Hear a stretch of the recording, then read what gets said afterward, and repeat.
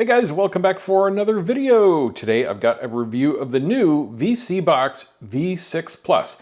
So this is running Android 14. We're going to unbox it real quick, go through its feature overview, hook it up. I'm going to run through everything, show you everything you need to know, and what you get. It's running Android 14, 4 gigs of RAM. This one has 64 gigs of internal storage, of course expandable via USB. It's got Wi-Fi 6, Ethernet, Bluetooth, all the usual stuff. Beautiful looking case. Let's take this film off, get a real look at the color. Top is a very pearlescent, iridescent purple. That is really a gorgeous color. But it doesn't do any good for me because I just stick these in my rack and I never see my equipment. But that is a beautiful looking color there. We've got HDMI on the back. We've got digital USB 3 and 2, got a reset button, barrel connector for the power, not USB, and that's probably a card slot for expandability. Got a indicator light on the front, vents on the bottom, and that is it. Let's take a look at what else is in the box. They give you an HDMI cable, and this does have HDMI 2.1 if that matters to you. Got our power connector, basic instruction manual, I'll run through that in a second, and we've got the remote control. Very nice feel, it's got a little bit of a contour there, so fits in my hand very well. Extremely quiet rubbery buttons, just a little bit of tactile, totally normal feeling. Feels like any good premium TV remote. Plenty of buttons, as you can see. We've got all the normal universal control stuff, plus a button for Google, so we do have a microphone right there as well. And they do give you separate controls for other devices, such as your cable box or TV or whatnot. Programming instructions on the back. This will probably take AA because it's a good sized remote. Yes, it does. So you're going to get really good battery life out of this as well. And the remote control is nicely backlit. It's not raised to wake, but comes on instantly with any button push. Very good brightness. In extremely dim rooms like this, the camera's boosting us. It's just the right brightness. No problem. All right, let's run through this instruction manual. Let's make sure I didn't miss any features. Obviously 4K out. It says 8K on the box, but I don't think this chipset actually supports full 8K. Not that there's any 8K content, so when you see these advertised as 6K, 8K, whatever, just ignore that. They're normal 4K devices, just like everything else out there. Setting up, connect it, start the wizard. Okay. Let's do that. So the very first thing that comes up after plugging in here is pairing the remote. So I'm going to follow the instructions. I'm going to press and hold OK and volume down. It's currently scanning all Bluetooth devices in the house. And now we are connected. English. 100% is correct for my screen. We're on New York time. And the standard disclaimer, do what you want. Don't cry to the manufacturer. I am plugged into my Ethernet network. Now it's updating itself, and this does have over-the-air updating for the actual operating system.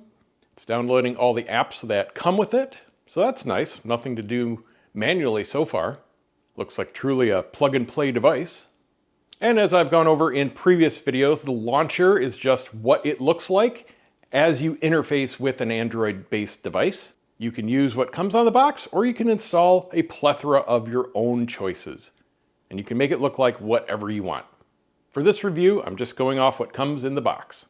So the apps you see here with this little, whoops, well, that was done. I was gonna say with this little icon down at the bottom, it says Ultra. Oop, new launcher detected. Yes. Let's go ahead and upgrade. Let's get all updated. Those are all the apps from the company itself. This is where you're going to get your video on demand, your movies, your TV shows, your live TV, all that kind of stuff directly from their apps. So you don't need to install your own, even though you do have access here through the Google Play Store to install a obviously wide variety of Android apps.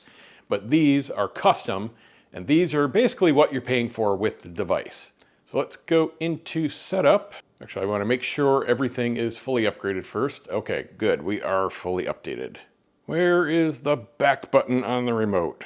And like other Android remotes, they put the back button in the upper right corner of the D-pad. I'm used to it in the bottom left. All right, well, let's just start at the top here and go through what you get. So this is the launcher, the VSeeBox launcher. Upper right, we've got a little weather icon, the clock, Ethernet connection, or that would show Wi-Fi if you're on Wi-Fi. And we've got the standard icons here. If you want to install any of these, you would just click on them. And if you have Netflix, you can sign in there. What is remote setup? Oh, okay. So if you want to pair a different remote, you could set it up and probably key map too. File browser, if you want to take a look at the storage system on the device. Yes, we'll go ahead and allow access. Nothing on this, obviously.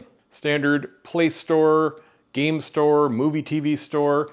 We've got Chrome built in, the VLC video player, Prime and Disney. So this is just a shelf, this row here of app icons. Just shortcuts. You can modify this, you can move stuff around, do whatever you want. And then they have one titled Recommended. Again, it's just a shelf for icons.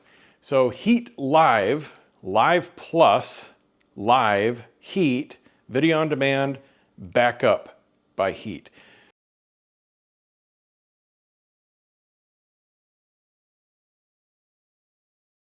So let's see what VOD Ultra is. Maybe this is different. Again, kind of multiple things here. All right, they want me to upgrade, so I'm gonna go ahead and do that. Now this is an Android thing to install unknown apps. Basically, your box is unlocked, so you can do whatever you want, but you just have to first toggle on that you do want to do whatever you want. So I'm just gonna allow everything to have full access to install and update. That way you don't get that warning anymore. Now we'll upgrade. Now let's see what's in this one. So we got contact us, probably for support and stuff like that. There you go.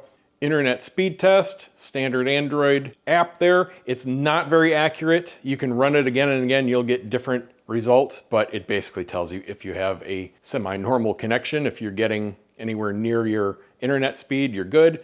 And then, oh, okay, you get Firefox as well as Chrome. So if you want to browse the internet, you can plug in a keyboard and mouse, any Bluetooth or wired or whatever you want, because you do have 2 USB ports on the box. Let's go into system settings. This should be the standard Android. Yes, it is. So you can give your device a name on your network. You can sign in if you want to use the Google Play Store, you'll need to do that. Apps is just going to show everything that's currently installed in the device. And again, you can install anything you want. Typically, people are going to install an app like Downloader, and that just makes it really easy to install other stuff quickly. It's a link shortener. So if you find an app that you want to sideload, for example, it's not in the Google Play Store, you just fire up Downloader and you put in a number. So it's really easy just to download stuff using the remote, and you don't need a keyboard to type stuff. Launcher settings, this should be for customizing, yep, customizing your homepage. Let's see what Add Groups does.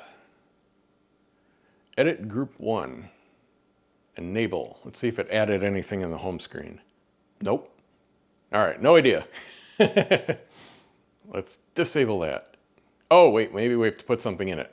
Let's put in, sure, the Play Store, see if that shows up anywhere. Yep, okay, there we go. So you can add a row or 2 on your home screen if you like. So that's what that does. Upgrade we already went to. Hotkeys.